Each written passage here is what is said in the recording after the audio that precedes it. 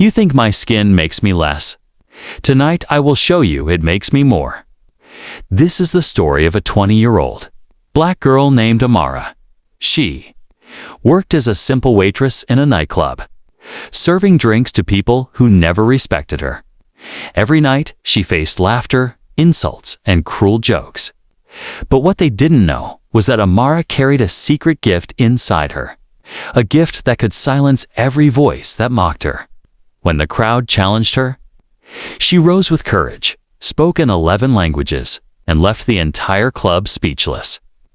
The bass of the speakers rattled the glasses lined up behind the counter. The nightclub was alive with flashing neon lights, pulsing music and laughter that rose and fell like waves. Bodies moved on the dance floor, sweat shining under colored beams. To most people, it was just another Friday night. But for Amara, it was another shift she had to survive. She was 20 years old, tall, with a slim build. Her curly black hair pulled back into a neat bun under her waiter's cap. The black uniform clung to her frame as she carried trays of cocktails through the maze of loud, unsteady partygoers. She worked with practiced grace, balancing glasses while weaving through the crowd. Amara had been working here for 6 months. The money was enough to cover rent and tuition for her community college classes. But the job was not easy. Every night she faced the same stares, the same whispers, the same mocking laughter from the mostly white crowd that filled the club. "Hey, waitress!" A man shouted from a table in the corner. His voice was already heavy with alcohol. Amara walked over quickly, keeping her smile steady. "Yes, sir. What can I get for you?" she asked. The man smirked at his friends before leaning closer. "You sound too proper for a nightclub worker. Where are you from? Africa, Jamaica, or one of those places where everyone talks funny?" The table erupted in laughter. Amara's fingers tightened around her notepad, but her voice remained calm. "I was born right here in this city," she said softly. Another woman at the table snickered. "Well, you sure don't belong here.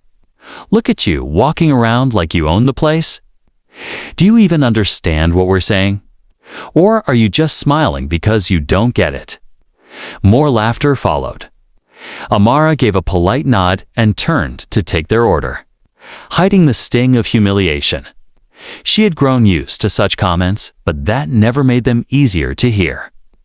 As she walked away, her thoughts flickered back to her past.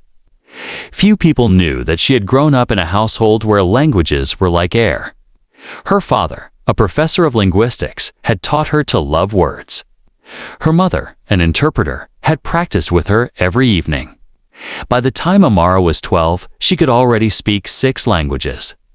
By 20, she had mastered 11: French, Spanish, Mandarin, Arabic, Italian, Russian, Hindi, Swahili, Portuguese, Japanese, English. But in this nightclub, no one cared about her knowledge. To them, she was just a young black girl serving drinks. She returned to the corner table with their order. The men and women leaned back, smirking as if waiting for her to mess up. One of them raised his phone and whispered something to the others. Amara caught a few words. "Let's see how far she'll go." Her stomach nodded. She had a feeling tonight would not be like other nights. Tonight, something was going to happen. The hours dragged by. The music grew louder, the people drunker, and the insults sharper. Yet Amara kept working, her smile painted on, her heart guarded. But deep inside, something began to stir, a quiet flame. It was past midnight when the challenge came. Amara was collecting empty glasses from a table near the dance floor when she heard her name. "Waitress, hey, come here." She turned and saw a group of 6 sitting at the VIP section. They were all young, dressed in expensive clothes, their skin pale under the flashing lights. At the center was a tall man with slicked-back blonde hair and an arrogant grin. "You've been walking around like you're better than everyone," he said, his words slurred but sharp. "So tell us, what makes you special?" Because to us, you're just a girl carrying drinks." The group chuckled. Amara froze, clutching the tray against her chest. She could walk away. She could ignore them like she always did. But something inside whispered that if she stayed silent again, nothing would ever change. She lifted her chin slightly. "I never said I was better than anyone," she replied. The man smirked. "Oh, come on. You act like you're above us. So prove it. What's your talent? What can you do that we can't?" The others leaned in, eyes gleaming with cruel excitement. Amara hesitated. Then, with a quiet breath, she said, "I can speak 11 languages." For a moment, there was silence. Then, the entire group burst into laughter. 11 languages. The blond man repeated, nearly choking on his drink. "What are you? Some kind of dictionary? You expect us to believe that?" Another woman said, wiping tears of laughter from her eyes. "You can barely speak English without sounding weird."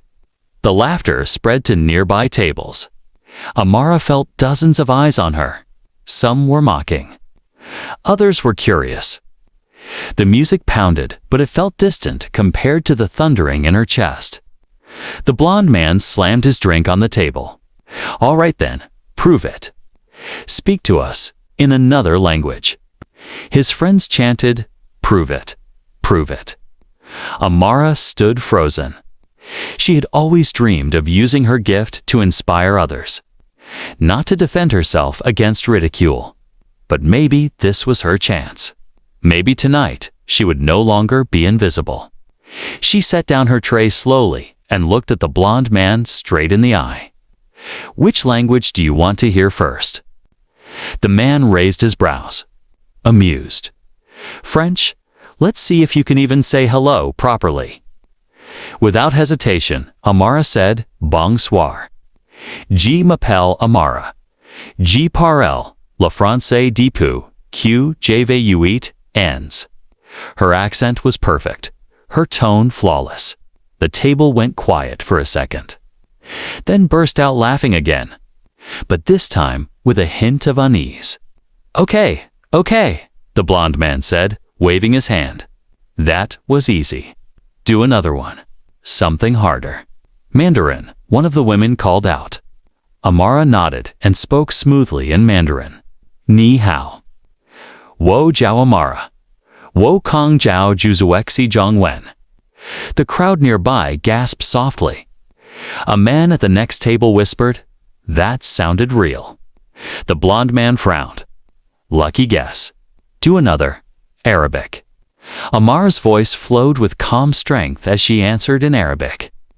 The words rich and fluid. "Ismi Amara, Ana Atakalam al-Luga, al-Arabaya, Bitalaka." The group fell silent. But then, one of them sneered. She probably memorized a few lines just to impress people. Bet she can't keep going. Another voice shouted from the dance floor, "Try Russian." Amara obliged. Her Russian sentences rolled off her tongue, confident and natural. Heads turned from every corner of the club. The DJ even lowered the music slightly, sensing something unusual happening. Whispers spread through the crowd. "Is this real? She's fluent. How many can she do?" The blond man leaned back, his grin fading. He gestured at her dismissively. "You think speaking languages makes you special? You think anyone here cares about that? We came here to party, not to hear a waitress pretend to be smart." The crowd booed softly at his words. Some people were no longer laughing. They were watching Amara, waiting for her next move. Her chest rose and fell with steady breaths. For the first time, she did not feel small. She felt seen. She looked at the man and said firmly, "You asked me what makes me special. I don't need your approval. Knowledge makes me special. The ability to understand others makes me special. And no amount of laughter can take that away." A hush spread across the room. The flame inside her had grown into a fire. Tonight was only beginning. The nightclub's atmosphere shifted. The neon lights still flashed and the bass still pounded. But all eyes were on Amara. Glasses clinked in slow motion. Conversations hushed, and even the DJ leaned forward from his booth, curious about the waitress who suddenly commanded the entire room. For the first time in her months of working here, Amara was not invisible. She was center stage. The blonde man in the VIP section tried to laugh it off. He raised his glass high, forcing his grin. "All right, fine. You know some fancy words. But this is a club, not a classroom. Nobody cares about school stuff here." His friends nodded, but their voices had lost some of their confidence. The people at the surrounding tables did not laugh this time. Instead, they whispered to each other. Some even pulled out their phones to record. One man in the crowd called out, "Try Spanish." Amara did not hesitate. Her Spanish flowed smooth and fast, every syllable sharp and true.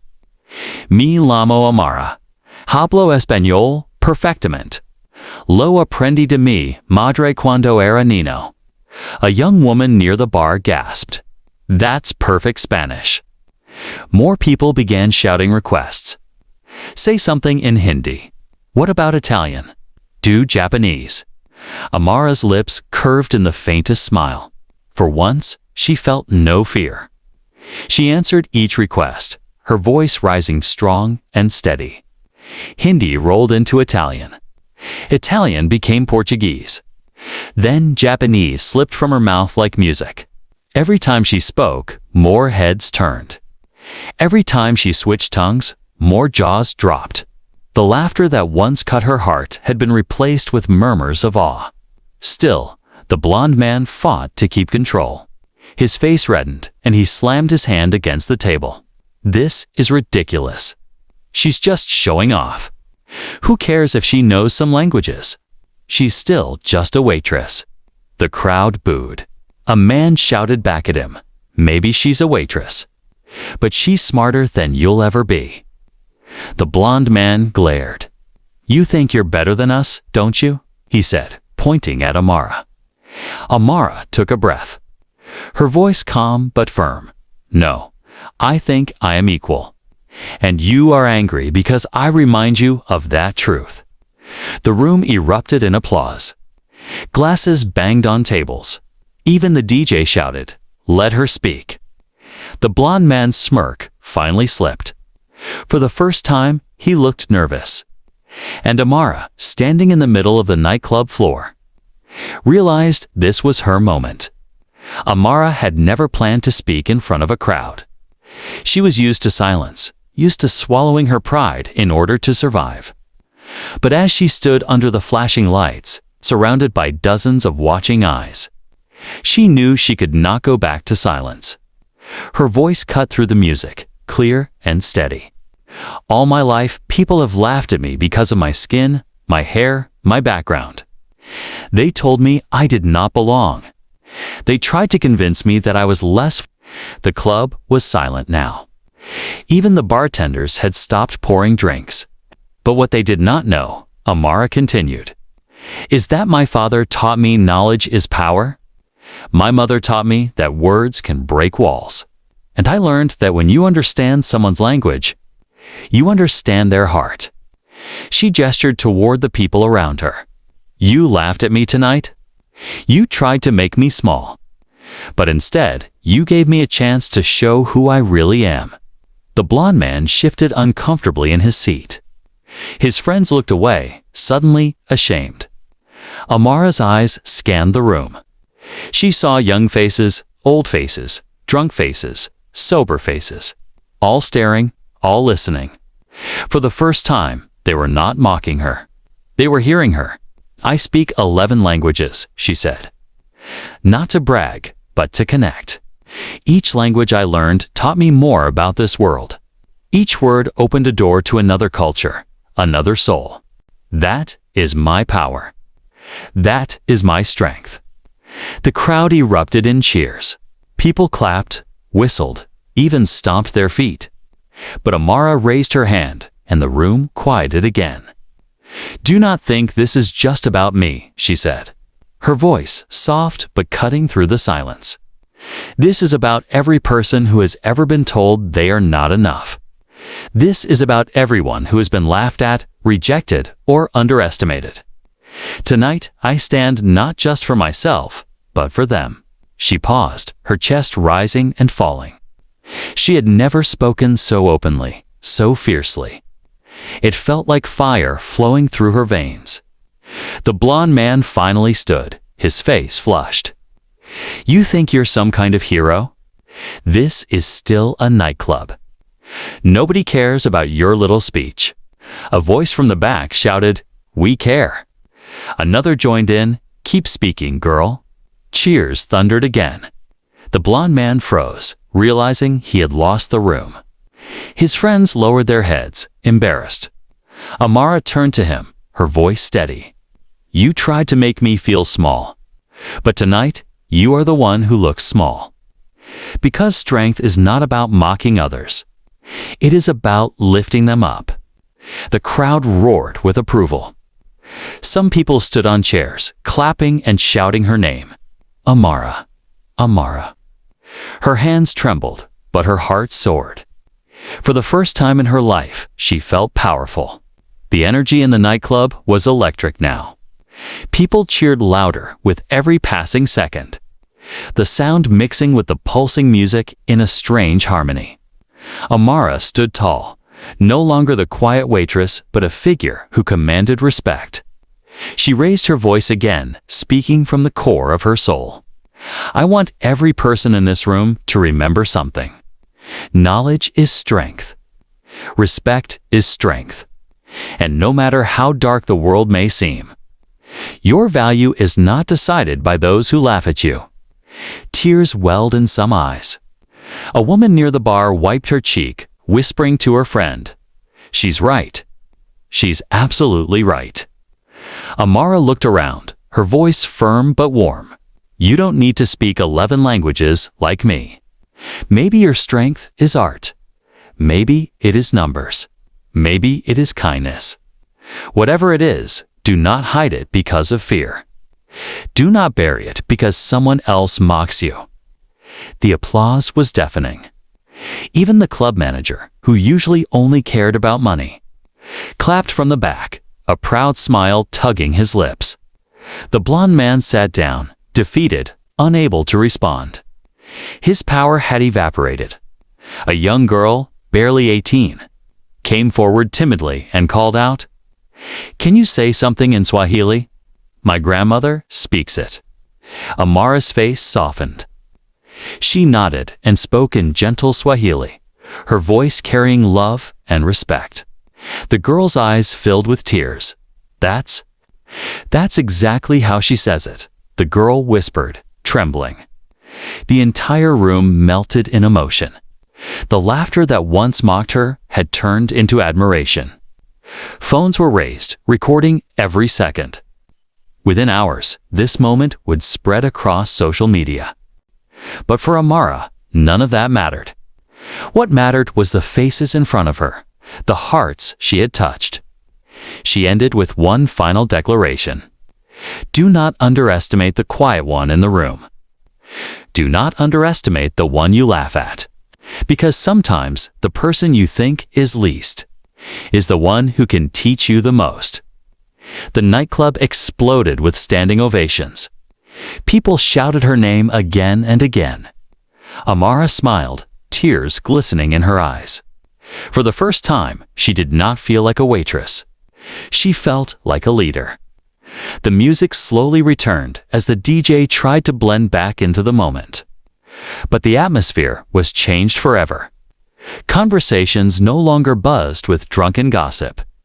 Instead, the air was filled with energy, admiration, and the lingering echo of Amara's words. She walked back toward the bar to collect her tray.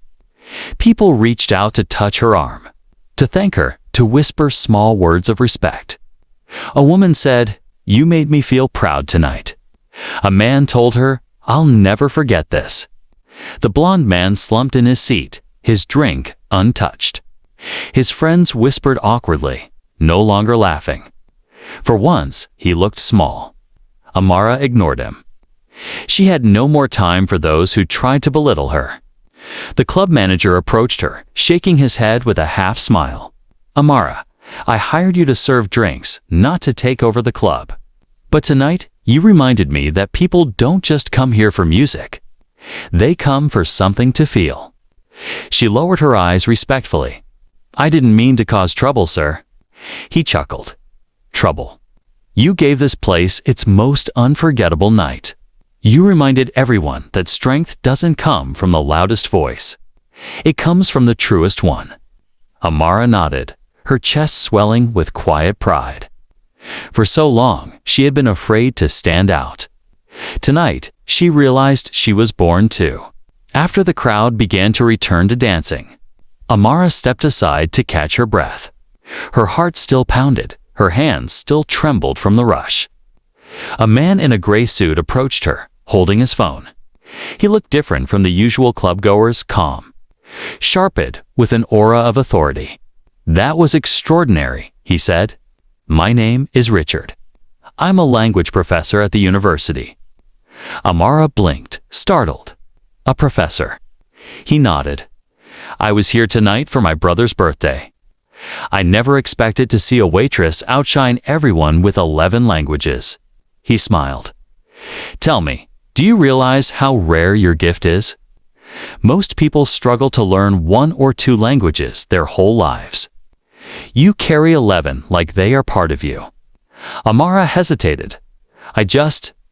I grew up surrounded by words. My father taught me. My mother encouraged me. I didn't know it could mean something bigger." Richard leaned forward. "It means everything. You can change lives with this. You can connect people who would never understand each other. You can open doors across the world." Amara's eyes widened. "But I'm just a waitress." "No," Richard said firmly. "Tonight, you proved you are far more. If you want, I will help you apply for scholarships. I will write your recommendation letters. You have the power to teach, to lead, to inspire."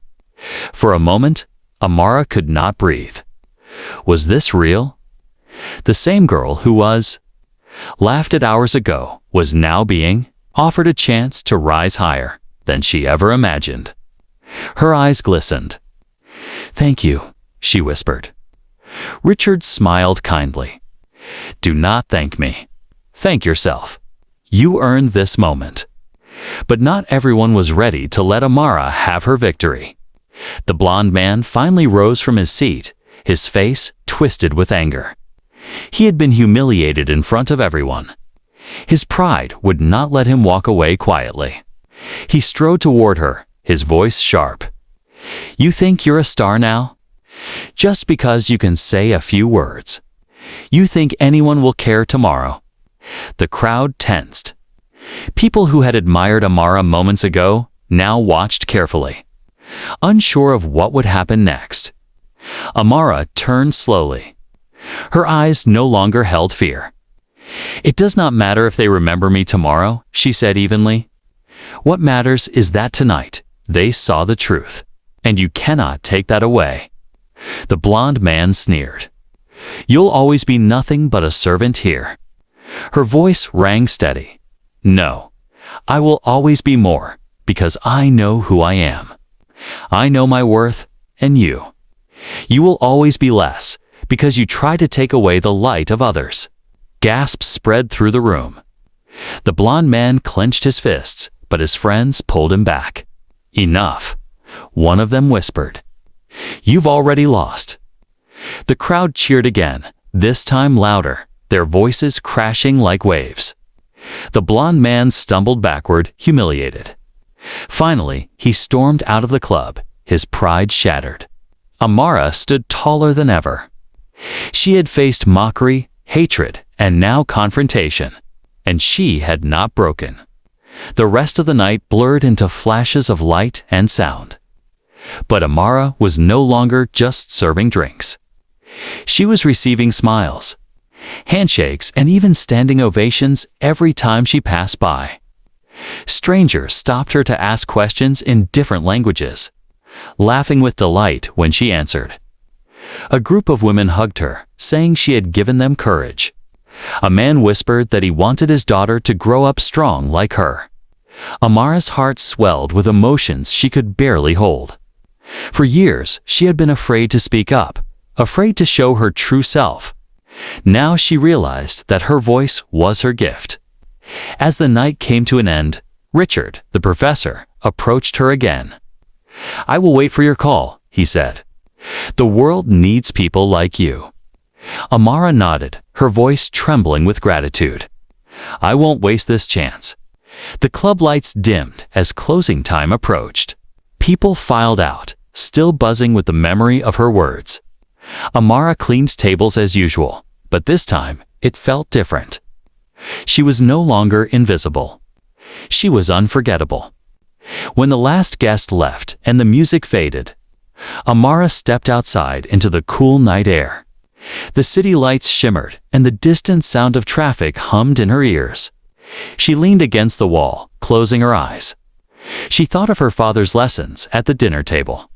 She thought of her mother's encouragement late at night. She thought of every insult she had endured, every laugh that had cut her soul. And she thought of tonight, when the laughter turned into applause. She whispered to herself, "This is just the beginning." Amara walked down the street, no longer feeling small.